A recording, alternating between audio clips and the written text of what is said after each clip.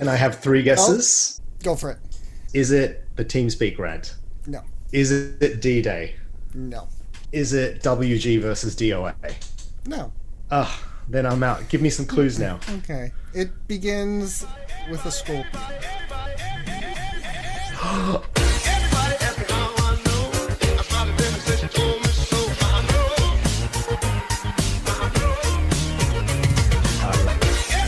Let's just introduce ourselves. Hi, I'm His Lordship, the founder of the Wilderness Guardians. Welcome back to Across the Ditch. This is episode 3. This is a special one because it's the first time I haven't chosen the topic. Welcome to Keanu, or Vio, my regular collaborator. Would you like to say anything before we get started? Hello. I've had a haircut. It's a nice fresh cut, so that's new. And don't worry, I've picked one of the big topics, so it should be relatively easy for you. It begins with a scorpion. That was going to be my fourth guess. There we go. Oh, damn it. Okay, so it's the Wilderness Biography. Yes. This is one of the things that's sort of just like to the outsiders, it just sort of popped up from nowhere, and I'd like to go over the whole story behind that, how we came to make this, and as well as at the aftermath, like what happened afterwards. Where did it come from? Well, basically direct experience of our clan in decline. So ever since I had my big fit and we had the mass leaving in December 2006, we spent all of 2007 rebuilding, and the clan world was fairly healthy at the time. Then in comes the dreaded December 10th, 2007, the day the wilderness and free trade were removed from RuneScape. WG adapted fairly well. We were one of maybe the 20%, 30% of PKing clans who didn't close over the period that the wilderness was gone. We had to resort to some pretty desperate measures, like Andrew Gow is on the record as having said that he regrets not putting Bounty Hunter straight in to replace the wilderness. That would have helped, but we were stuck in the Clan Wars arena for a very long time, if you remember those dark days. Yes, I do. I remember when it got even worse with the removal of single combat in the Bounty Hunter crater. So that basically took out any sort of opportunity for the old dangerous multi-combat PvP that clans were used to. Yeah. So we didn't notice at the time, but in those years, Jagex was like pumping out massive skilling and questing updates, and none of that content was going into the wilderness, obviously. So we thought when the wilderness came back in a landslide poll, we thought that we could just go back to status quo, but the game was fundamentally unbalanced now, and PKing was not profitable. We didn't have the food chain that existed. So because we are an anti-PKing clan, our whole purpose was to defend non-PKs in the wilderness. So we felt it acutely because when we went into the wilderness, there were no skillers. We noticed it straight away. A wilderness where there are just PKers can't sustain itself. It's a horrible thing to have to confess that PKers need skillers. But the first thing we did was bring it up at RuneFest 2011. And we just said to Mod Hero, you were there. It was you and I. Do Jagex plan on implementing any more incentives to enter the wilderness? Most of the time it's dead, so we want to just bring some life back into it. We said to Mod Hero, well, what are you going to do for these PKing clans that have for so long been neglected? And he gave an honest, heartfelt reply saying, oh my God, is that a thing? Of course it's a thing, and I'm going to look into it, and if I can help, I will. What they gave us was the EOC. Yeah. Do you want to add anything to the story so far? I'm just trying to get the timeline right. So we went to RuneFest 2013, we spoke to Chihiro, and it was at that point, would you say, that we decided the method that we were going to sort of deliver our analysis of the problem and put forward suggestions with through this documentary? We weren't too prepared. By the way, it was RuneFest 2011, the second RuneFest. Yeah. We weren't prepared. We just wanted to ask this question. We had no documentation. We had no petition or anything like that. We just thought if we told a few JMods, they would take it away and run with it. They obviously didn't do very much about it, and they made it worse. Unrelated, they made it worse with the EOC. But before the EOC came out, we thought, okay, well, they didn't listen to us. What's the most powerful tool we have? And it's the Clan Leader Forum. Every month there's a Clan Leader meeting. So you and I made a 15-minute movie with the intention of presenting it to whichever JMod showed up to this special Clan Leader meeting. And we basically said to the JMod, okay, this is our agenda. Could you please watch this and give us feedback and that's what it is. We also, so I think we had about a month to make this video, right? Yeah, I am now remembering this with the JMON meeting and stuff. Yeah, we made the video specifically to show to Matt K for that, and it just sort of exploded after that. Well, because the whole clan community was invested, because we got them to share their stats with us. You know, we got them to share their closing topics with us. We researched everything. So, you know, that beautiful montage where we have all of the clan closing bit? The corruption clan is closing its doors. All good things must come to an end, and the time for eternal honor is now. Brutality is out. Over the past year, Flows Damage Incorporated. Exodus as a clan. That was the part that made some people cry. Those are real closing topics from those clans. Where we could, we tried to get former members to narrate them, but none were forthcoming. So we ended up, I think you did Damage Incorporated. So DI, you were GHJJF. Stokenut was Exodus. Exodus was Stokenut. Yeah. Anyway, we found all these living topics. We got the living clans to present their current numbers to us. We also asked for suggestions as to like how we could fix the wilderness. Basically, we kept them posted the whole way through on Zybez. And so when the final movie was made, all of these people who had helped contribute to it shared it, and it just exploded. And that was really the start of both of our YouTube careers. And now comes the part where I rant about how much I hate that video. And how that has been like the thorn in my side for, 8 years since. Do tell, why? Why do you resent it so? From the very first thing that happens, which is where it says the Wilderness Guardians present, fade out Guardians present, you leave it with the Wilderness, and that sort of zooms in to fill the screen. I didn't know how to do that effect in Sony Vegas. And so what I did was made keyframes like every fraction of a second and tried to manually figure out how to get that nice slow zoom effect, and it looked terrible. You know what I should have done? I should have researched how to get that effect, and if I had researched it, I would have realized, oh, I can just highlight the start and the end, right click, and select smooth transition, and that would have solved it. But I didn't, because I was an idiot. I know, but don't forget that people weren't producing RuneScape movies with that kind of production value at all. So you were in the same boat as everyone else. So your effects still stand the test of time to this very day. I know one thing that you particularly hate is the December 10th, 2007 fire background. But I think the fire. Yeah, so I asked you for like flames coming off this thing, and you just couldn't.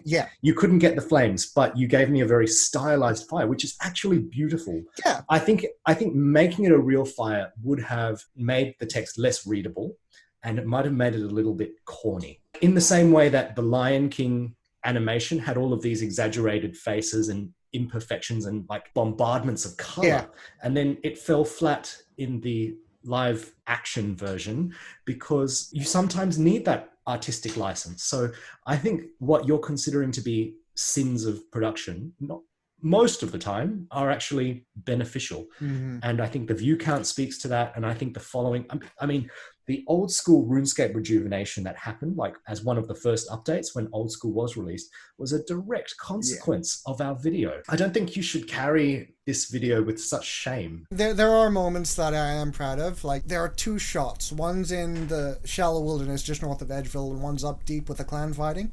And you have those shots with all the action and all the players, and they just fade into nothing. Those were a real pain. Yeah, those crossfades were incredible. Yeah, because I was taking, I think for one of them, I'm pretty sure it wasn't a zoom, it was a pan using the Orb of Oculus. And so I had to do that in a PvP world in Edgeville with all the players around, then try and recreate that shot in an empty world. Yes, and you would have had to stand on the same square and everything, because that was a very seamless.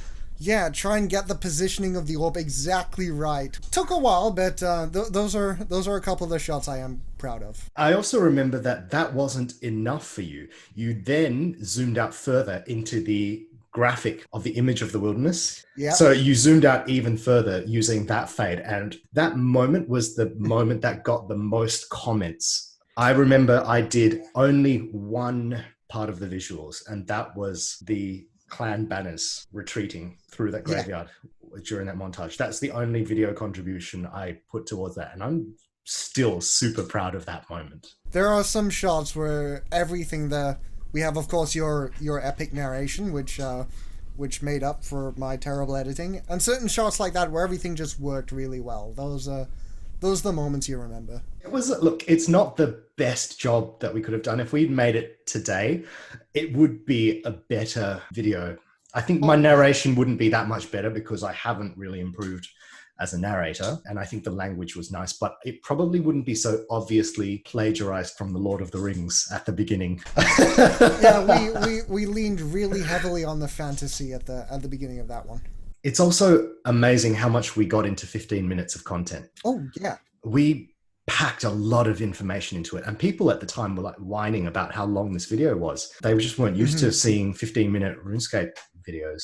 Yeah, that was a milestone. But it worked. We got 10,000 likes on it, close to 150,000 views, I think. And that's not the real count because it got taken down and then put up again with a reset view count. I think we got quite a bit more than that. I'd say we doubled that view count. Do you remember the copyright claims? What were the copyright claims? Was that the music? Warner Brothers were just shutting this video down, and this video got taken down several times for copyright claims because we were using copyrighted background music. And you had to fight the claims. Oh, yes. You had to submit so many appeals, and they kept doing it. Back then, the thing was, I don't know if YouTube's system of dealing with copyright was more friendly to the creators back then or however, but what I did do was get right up to the point where one step further would have been Warner Music Group suing me. Thankfully, they didn't do that. So that could have gone horribly wrong, but thankfully it didn't, and I consider that a victory. July the History Guy reposted it to Reddit, I think 2 years ago. The movie was 6 years old at the time, and he said that it still remains, in his opinion, the best produced RuneScape video about its history, or, you know, something that's not a typical PKing video or something. That's a bold claim. Kudos. He's got a lot to contend with there, because I know a lot of people have made similar style videos that are much longer and document the entire RuneScape historical timeline. So for him to single out just that one video solely on the PvP concepts. No, he's talking about the editing. He says it's the best edited video that he's seen to date. And as you know, July the History Guy is a very big historian. Yes. And he knows his stuff. Definitely. So to get that compliment from him is great. But it was the combination of your video editing, not just in the effects, but in the way that you've paced it, you know, all the cuts and things and all the visuals you've put in there. My narration's rather poetic. We chose the right music. The combination of all these little things adds up. So I think it's a very good movie. I know why you hate it a little bit, though. Do you remember the other petition-like video that came out in 2012? It was called 2 Jagex from the RuneScape community. No, I don't remember that at all. That one, well, it's got a higher view count. I have the stats here. And it got 171,000 views. And what it is, it's just a really, really quick 3-minute or so video with just some text, some nice flashy images, and some D&B background music.